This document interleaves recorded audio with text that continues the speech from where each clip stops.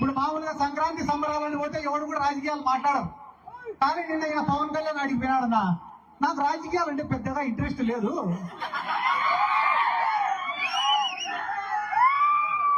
నేను ఫ్లాప్ సినిమాలు తీసినా కూడా నాకు డబ్బులు వస్తాయని రావాలి.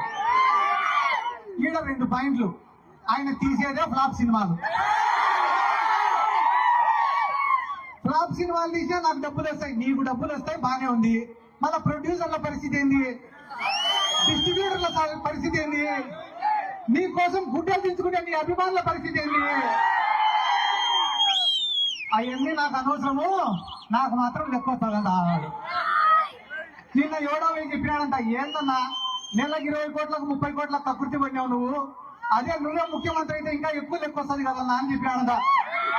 ఒరే, మనం ముఖ్యమంత్రి అయినామంటే మళ్ళా దానిపైన ప్రత్యేకంగా శ్రద్ధ పెట్టాలరా. మనకు మెంటల్ గా ఫిజికల్ గా స్ట్రెస్.